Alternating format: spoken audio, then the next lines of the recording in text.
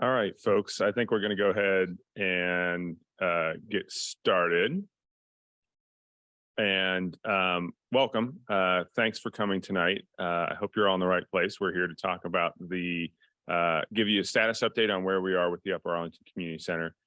So we want to get a couple things accomplished tonight. One is been a little while since we've been out to the community and talked about where we are with the project and just giving kind of a general update. And second, we want to get some input from you all in terms of where the project stands and as we've got the building design, how you see opportunities to really use the building and what to do with the space. So what we're going to do tonight is walk through a little bit of a status update, talk to you about where we are on budget and cost, walk through the spaces that have been designed and give you some input on give you a little bit of an insight into some key spaces. And then what we'll do at the end is break into some smaller groups to give you the opportunity to break into smaller groups and ask myself or any member of my team or the design team a chance to ask us some questions. So, I was supposed to have the clicker.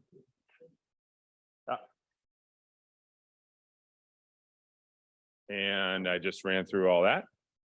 So where are we in the process? So we are in the middle of putting together the construction documents. So this is the point at which we start, the design team starts putting on paper where the outlets are, where the floor drains are, where the light fixtures go, all those kinds of very detailed specifics about the building. We hope to have that process completed in December so that we can put the construction documents, the detailed construction documents out to bid after the first of the year, so that really our objective is to have a final price for the building come the end of March. That's really what we're operating to. We're getting to that point where we should have those numbers so that we can go back to city council and say, this is what it is finally in real terms going to cost to construct this building in that time frame, and have them kind of make some final decisions. So as it relates to community input, really, we're kind of getting to the end of that in terms of the design process. There will be opportunities for community involvement throughout, but we're kind of getting down to the nitty-gritty and the end of things. So this really is a chance for us to give you an update on what we think it's going to look like and hear from you about how you would anticipate using the building, so that as we get into this kind of this next set of revising how we see the building being used and what needs to go into the building in terms of furniture and fixtures to make that happen, we have that input, and we'll be continuing to take input, whether it's in person or through the website. Or I always say, if you've got one person or more who wants to talk about it and you want us to come out and talk to you about it, we'll be happy to be there and do that. But in terms of formal kind of community update meetings, this is the last one we'll have for a while. All right, so let's talk about budget. When we started the community center feasibility task force process, we said that we thought the building would cost about $54 million. The community center portion of the building would cost about $54 million, and that the for lease portion of the building would cost about 16. That has grown. We have seen a lot of things contributing to that, and I'll walk through a little bit of what some of those are. But the square footage of the community center portion of the building itself has grown. And at the same time, we've also seen a lot of inflation in the market. If you talk to anybody who's doing large scale commercial construction, stuff that's made out of concrete and steel, you'll find that really you've seen anywhere from 25% to 35% inflation in terms of the cost of construction over the last year. And that's been something that caught us by surprise. I think it caught everybody in the market by surprise, but we are doing some things to adjust to that. We have redesigned the building. So we took out some space. If you looked at and you noticed the difference in the office and partner space, we reduced that. That space, that additional space was forcing us to get into high-rise forms of construction, which meant we needed an extra stairwell. It meant we needed different kinds of fire suppression and things that just really weren't economical in that extra space. We weren't going to be able to charge enough in rent to have that cover the extra cost that would have added to the rest of the building. So we were able, in part by knocking out that space, but doing shrinking a couple of other things, reduced the entire building by a floor. The overall size, we have changed the overall size of the fitness area. So one of the things we found was that the size of the fitness area that we had laid out in the feasibility study was actually probably too small.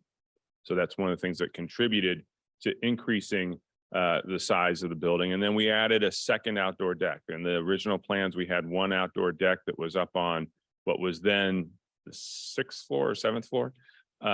We have changed that. We added an outdoor deck just off of where we're going to have the senior lounge.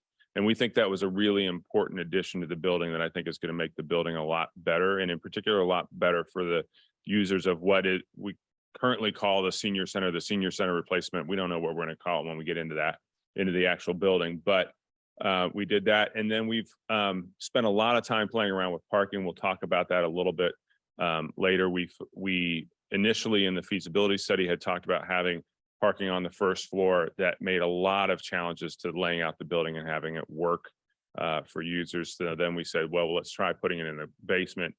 That was another mess. We do think we're kind of coming to a solution around adding a parking deck in the Giant Eagle lot. On the north side of the Giant Eagle lot, we're having some really good discussions with Giant Eagle and the owners of the shopping center there to work on that. So we'll talk a little bit more about that later. In terms of the budget responses, so we have had to respond to that and be very careful about that. So fortunately, when we did the budget initially, we had some conservative assumptions around interest rates. We knew that interest rates weren't going to stay as low as they were in 2020, and the market, unfortunately, is proving us right in that set of assumptions.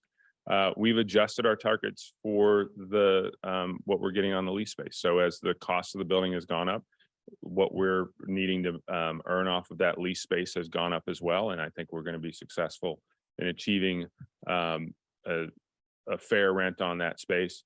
The city is doing very, very well financially.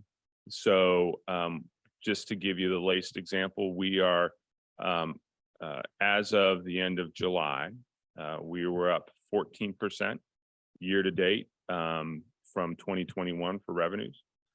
We were spending 4% under our budget this year. So we are continuing to be fiscally responsible in how we manage the city and our operating so that we have more money to spend on these kind of capital projects.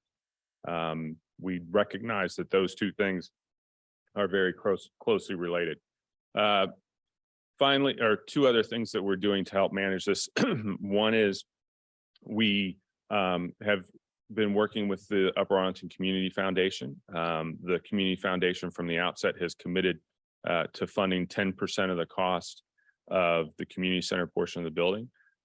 They have raised their fundraising goals accordingly with the increases in costs, and they're making great progress on meeting those goals. And we're getting pretty darn, I keep looking at Margie Pizzuti, who's part of the committee, who's working on that. We're making good progress. We're getting close, and we're confident that we'll get to the number we need to get to for the community foundation. And then the final thing we're doing is, as we put together this last set of drawings, we're putting together, if you will, a base of what we can do, and then we're putting in place what are called bid alternates. So if the building comes in and pricing is better than our worst case scenarios, we have the ability to add some things in. So for example, one of the things we've talked about wanting to have is on the first floor, there's a stairwell that's kind of fairly prominent that we would love to see be glass. But to do that and have that be a stairwell that works for fire purposes, you have to have a special kind of glass. It's really expensive. That's one of the things that we're going to have as what's called an add alternate, so that we know at the end of the day, we can provide to council and we can provide recommendations to council on what we think is the best building that we can afford. So I did mention in a couple spots that we have been working with a community partner of the Ohio State University's Wexner Medical Center on being a tenant in the building. We've got a couple representatives from OSU with us. Jody Curie is the lead for OSU on the services that they're going to be providing. This is following a model that they've done in New Albany and are working on in a couple of other places to really be integrated into a community center, community recreation facility, so that they can bring things that augment what we're doing and provide services to the community. And at the same time, frankly, help us make use of when you're going vertical on a building, it makes sense to use as much of the airspace as you can. I think we're doing that very effectively with OSU. So Jody and her folks are going to stick around and be available for questions if anybody has questions about the work that they're doing. We do not have a signed lease agreement with OSU. We're doing very well in the negotiations. I think we'll get there, but do I have a signed lease agreement if somebody wants to ask that question? No, but I think we're getting there. To give you a sense of where they are, one of the other things that we did that's different than what you may remember from the feasibility study is in the feasibility study plans, we had the office space really separate and completely disconnected from the rest of the building. We have made a conscious decision to change that. So we right now have OSU on 2 floors where they'll be sharing space or sharing the floor with other functions in the building. So they're the orangish color. I don't get to pick colors in the building because I'm not very good with them.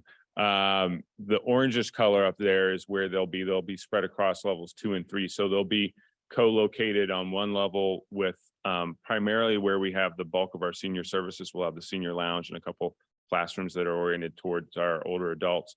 And then up on level 3, which will be immediately adjacent to the MAC gym, MAC meaning the multi-activity court. That's a fancy name for a rubberized floor. That will be up on level 3 so that they can kind of have some of their uses kind of use into that space. So we're really excited about their partnership. That's my part.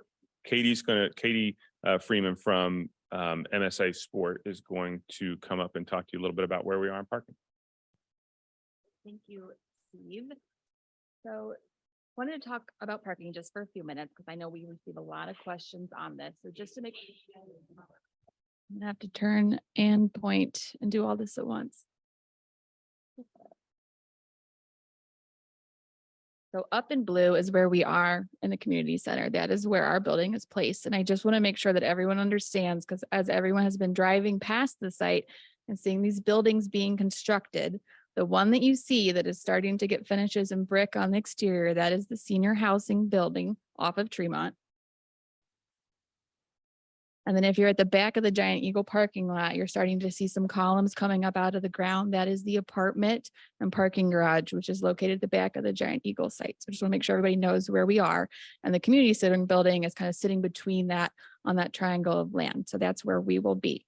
So we are located right off the Tremont. We do have parking that will go, or I'm sorry, drive aisles that go all the way around our building. And with that, we have parking that is distributed throughout the site. So when you look at one of these developments, the parking for the development is what we consider as much as we consider the parking right at our building. So we are sharing parking with those other buildings that I mentioned, but dedicated to the community center, we do have 13 spaces that are right adjacent to the site, and I'll show that in the next slide. We have 22 spaces that are on grade level in the adjacent buildings.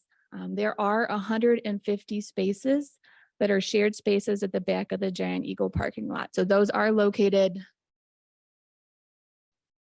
back there in the red. So they're adjacent to the community center. And then the garage that I mentioned, there will be an additional 200 spaces dedicated to the community center there. And those are on level 1 and 2 of the garage. So when you're coming into the, after you've parked and you're coming into the community center, the main entrance is on the north side of the building. And then we have a secondary members only entrance on the south side of the building. So as part of the study that Steve mentioned, we are looking at adding an additional 1-story parking garage over the Giant Eagle parking spaces, which would add about another 90 to 100 spaces. So the thing I do want to make sure I mention, I'll go back to it for a second, the 758 spaces that are allocated here are sufficient for the use of the community center. So we have enough parking on the site to use for the community center. A lot of this goes into the calculations of how that development is used and when the different groups will be using that shared parking spaces. But we are studying what happens if we put another 90 to 100 spaces on the site for the use of the community center. Many of you, and I see many familiar faces, participated in some focus groups that we had earlier in the year where we really talked about the parking and the accessibility in detail. So this decision and this direction has really been with many of you and involved many of you as we've moved through that. So as we look at the site, again, that main entrance is on the north side. And then here, right off of that main entry, we do have a very generous drop-off zone. So if you're coming up and you want to have some extra assistance, you can pull your car off there and go directly into that main entry. There is the additional members only entrance on the south side. So that's a card access entrance. And then there's additional parallel parking spots there along the south side of the building. So as we've been studying removing the parking from underground, we've been looking for those opportunities to add additional parking around the site where we can. And with that, I'm going to turn over to Brian to talk about the exterior. Thanks, Katie. I'm Brian Schabel from the MSA Perkins Will team. Your project really has a very interesting program in that it has a series of what we call large active spaces, large span spaces. What we really tried to do is utilize those to activate the architecture and really celebrate the programs that are within it to encourage the use by the community and really make this a center for the community. So it's a very interesting program and an interesting context as well. You're in the middle of a residential area that's getting more and more dense, and which is why this is more vertical than most of your community centers that you might be familiar with. And that really creates a lot of interest, we think, and a lot of interesting opportunities inside that you'll see as we move through this presentation. The building is really kind of split up into two masses. The base really stretches out to Tremont. This is a view from the northwest from Ridgecliff and Tremont, and really trying to draw people in with a lower scale mass on Tremont with exposed fitness area. So that space, the glassy space that you see in the foreground is really the main fitness space, trying to activate the street, encourage its use, and really provide more interest. Farther back is the lobby, and we'll get to that in another view, but drawing people in, we've added some curves that really respond to the programs of the building and the different sizes of spaces that are needed. And that adds more interest and enlivens the experience, and again, draws people to the center and better utilizes the site as well. The tower above is expressed differently, and there's at the level 2 above this large plinth that comes forward is really probably the most socially active spaces, includes the senior spaces, includes the art rooms, and you'll see those in the presentation as well. But back to that deck, that terrace that was added, this is really a space that is trying to encourage its use and activate the space both inside and out. This is a view from the northeast between the senior housing and the apartment building, really. And you can see this is a longer building, and behind the trees, you can, in the center of the base is the lobby, and that's really specifically located there to make sure access is intuitive when you're in the building. You're going straight up, all the elevators in the middle, so you're minimizing travel distance from A to B, and really trying to bring a logic to this building that accepts the length of the building and encourages minimal traffic, so it's easy to get from A to B without too much extra effort. From the southwest, this is along Tremont also, the building's broken down a little bit more differently. We're trying to, in all cases, gather as much natural light as possible. Here, we're trying to gather natural light and views from, to the south. So we know there's going to be great views, particularly on the upper floors. The upper few floors, we think there's going to be views of downtown into the OSU campus. And then compared to the feasibility study where the OSU spaces, I believe, or the tenant spaces were on top, By shifting those down and integrating them more in the program, we've allowed the community center spaces to be up top. So there's a shared multi-use space with a you can see a terrace, mostly inset off of that, celebrating the view over a view of the trees actually too, but also of the skyline. And then the gym on what's on the right side here, the gym and a running track will also be able to utilize that. But this is the south side. While we're protecting the sun from coming in, but allowing the natural light and the views out. And then finally, a view straight across the street on Tremont.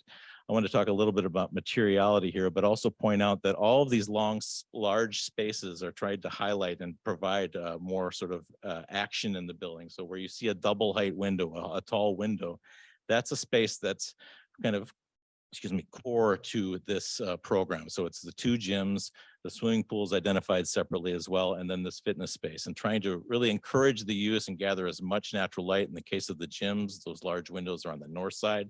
That's free, great daylight, and really trying to make a logic out of what we have here in an exciting way.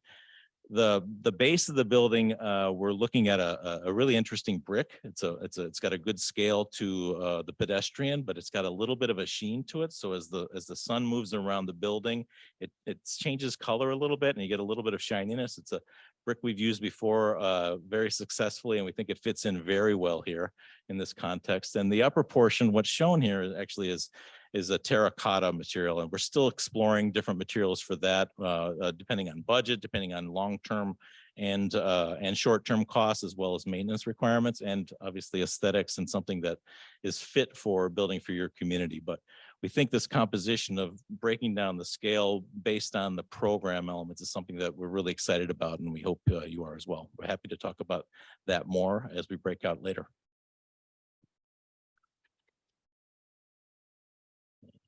Keith and Maria are going to run through the interior.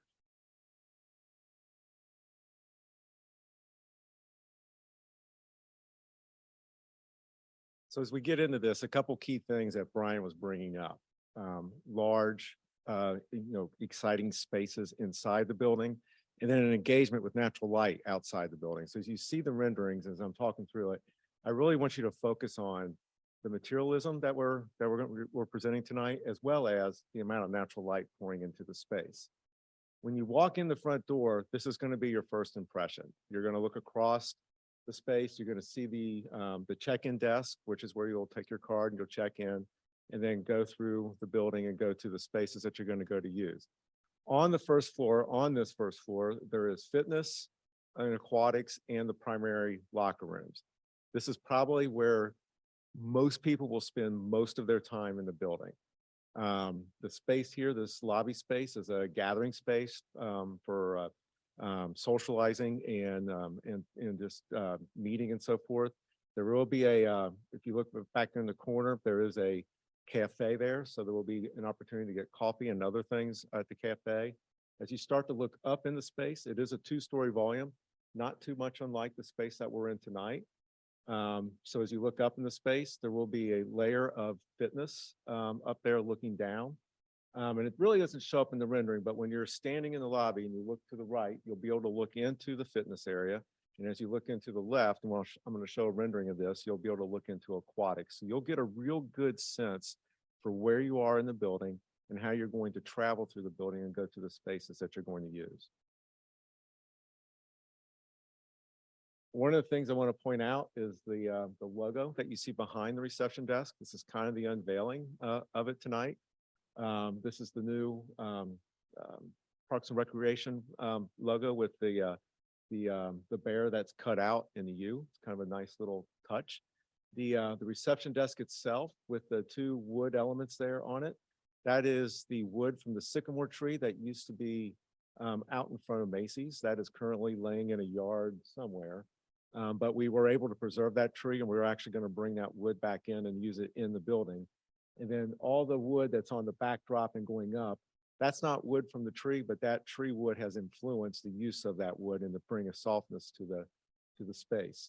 I also want to point out, as you look in front of here, the floor, there's a little bit of talk from Steve earlier tonight about concrete and structure. We've really tried to utilize that as one of our primary materials in the building. So The building structure as you start looking through the renderings here it's all concrete. So large round concrete columns, we're going to expose those and we're going to embrace those in the design, as well as the concrete floor that you'll see throughout the renderings too. And as I said, the first rendering I showed of the lobby was looking to the right towards fitness. This one is looking to the left. If you go all the way back in the back corner, that is the aquatics area that you see as you pull forward. Also right off the lobby is a children's adventure play area. Katie mentioned that the north entrance that everybody comes in is the main entrance. It's the open entrance. So as long as you're on this side of those check-in gates, even if you're a non-member, you can come in and enjoy the experience of the lobby and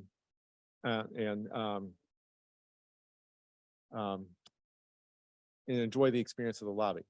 Again, as you look in here, you'll start to see the the volume of the space and the second layer of the space vertically in there. That's what we're calling the mezzanine level. And then the one thing I want to point out, I assume everybody remembers those blue bricks that were on Macy's. And, right in the middle of the rendering, you'll see a blue line. That's where we brought the blue bricks back. And I like to look at this, and what it reminds me of is going in some of the older buildings downtown. You remember the mail slots that used to come down. So this blue line is going to continue all the way up and down through the building as a memorial to the blue brick, if you want to say it that way. And then the aquatics area. This is a very grand space. Pay attention to the scale and the size of the people in it. The aquatics occupies the most space on the first floor. Within aquatics, what's right here in the foreground is a zero entry area. That's where zero entry is like, how you enter in the ocean. And I think you have some public pools here that are set up that way too, with some play features in it. And if you look back in the back off to the left, you'll start to see there's 4 swim lap lanes back there. And then directly adjacent to it, it's just an open area for open water, open swimming, more recreation based, that the water slide in the back spills into. Very nice open space. Again, pointing out, a lot of natural engagement with natural light on the outside. So it should be again, a very nice space. And then swinging back to the other side of the building, this is facing Tremont. Brian spoke about, we positioned the fitness area facing Tremont to activate the street and activate the building right at the street. So, in this space, 2-story volume, you can see the concrete columns that I talked about earlier. So we've really expressed those in the design. The fitness equipment, that's something we are currently getting into. So there'll be a mix of aerobic with strength training and other machines within the space too. As you look back, you'll see that second layer up there. Up there is there's 2 large exercise rooms up there, one with a wood floor, or both with wood floors.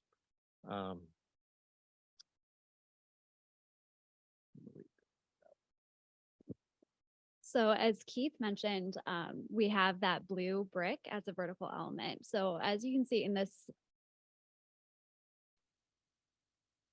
does this work? Am I working? Okay. So this is the second floor lobby for by the elevators. So as Keith mentioned, the blue brick is that vertical element that you can see off to the left side of the screen. And that will carry through as that vertical wayfinding through this space. Additionally, you can see the number 2 that's off to the right side of the screen. So we're incorporating wayfinding. So no matter where it is that you're in the building, whatever floor you're on, you'll be able to know where you are. It'll be indicated by both the signage as well as the color striation that's there. And so for the second floor, it's treated a little bit differently as far as the flooring materials are concerned rather than the other spaces. We have carpet because this is the floor that the senior lounge is incorporated in. So we have carried through, though, a carpet that is very reminiscent of natural elements. So one of the key features that we wanted to bring into the interior is really that natural element of the space. We have the wood that warms it up as well as just other natural pieces and parts. So that's what you can see here. As far as the flooring is concerned, it's also being used as a wayfinding device. Additionally, we do have a lounge area that is off to the side on every single floor by the lobby. So one of the activity rooms that Steve mentioned and Brian mentioned is the art room. So the art room is really a gathering space where people of all ages can come in and utilize the space. Within this room itself, we have incorporated ways that artwork can be displayed. You can see that along that back wall. And then, as Brian mentioned, we are utilizing a lot of windows to have really awesome views. So this view that's off to the side, I believe it's Tremont. Yeah. So this is one of my favorite spaces of the building. This is the senior lounge. So again, that biophilic nature, so natural elements, we're incorporating a green wall into this space, really bringing that outside in. And then as Steve mentioned and Brian mentioned, that outdoor patio is incorporated right off that senior lounge space. So it's going to be a really beautiful area that has a lot of gathering spaces. Additionally, so within this lounge space, we have several different functions that can occur. We have a lounge seating space that is in the foreground of the space. And then in the center, we have tables and chairs where card games can take place, or puzzles, or anything else that requires a table and chair seating. And then beyond that, we have another lounge space that's in the back. So you can choose your own adventure within this space. Now we are showcasing the gym, one of the gyms. So this is a 2-court wood gym that's located on the 4th floor. And we, again, have a double height space volume, and we're taking advantage of that by placing a track that goes all the way around. So you can enjoy the space even if you don't play basketball by walking along the track. We have amazing views that you can enjoy. The track is on the 5th floor level, so that will really give you some awesome views outside the space. And then finally, this is the pre-function space. So this is outside of that multi-use space. So whether it's going to be utilized for a conference or a wedding, that will be the space that is right outside of that multi-use space. When those functions aren't occurring, it can be a great work from home space, or just come and hang out and enjoy this really beautiful deck. And from that, I'll let Lindsay. Are we taking questions, Steve? Okay, if you don't mind holding just a second, thank you. Hi, everyone. I'm Lindsay with the MSA Perkins and Well team. Good to see you again. So as Steve said, we're here tonight because we really want to hear from you. And we do have some activities planned out in the gallery space. So what we're going to do is we're going to break out. We're going to leave this room. Steve and representatives from Pizzuti are going to man a station in the far left corner in the back. Steve's going to be available if you have just general questions. If you want to get into the details around the schedule and budget, he'll be happy to do that with you. We have 3 stations that are duplicative, and they contain the renderings, the interior and exterior imagery that the team shared with you. And we'll have team members at a station just to the left of the doors here, to the right of the doors, and then in the back right-hand corner of the space. And what we'd really like you to do is come spend a little bit more time looking at the design, ask questions, and we'd like for you to share with us what activities you're most excited to participate in the building. So there's a little interactive Post-it note exercise that we're going to ask you to do. The Community Foundation has dropped off some yard signs that are on the central table right out in the gallery, as well as some brochures. So please take those home with you, share them with your neighbors. And finally, Steve did mention that this is our last community engagement session that's really focused on design. I do want to remind everybody that we have the website available. This remains the primary point of communication. If you have ongoing input or questions for the team, please feel free to go to the website. And so with that, Steve, do you want to moderate the questions? Yeah, so take a couple, but we're going to break out into I think it's that. Sir, I think there was a woman behind you who had a question. Yes, sir.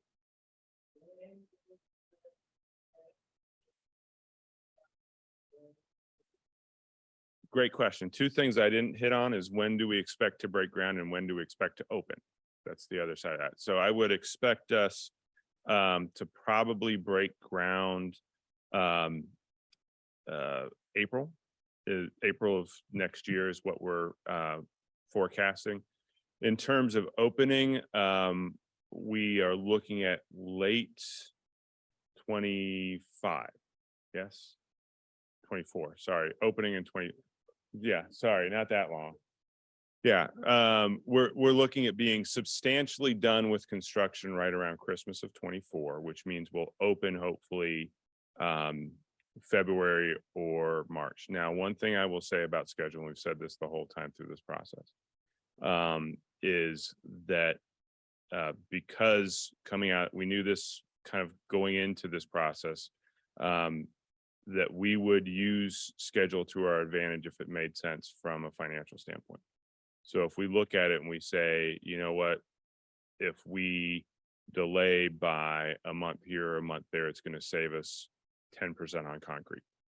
That's something we may do because we're in an environment now where when you look at things like Intel, like any of the other big development projects you've seen announced, things that are happening at Ohio State, it makes a difference when you need the materials that you need. And it makes a material, not to use material in two different senses of the word, it makes a material difference when you need your material. So we're going to pay attention to that, and we're really going to try and be careful about that. So, ma'am, did you have a question?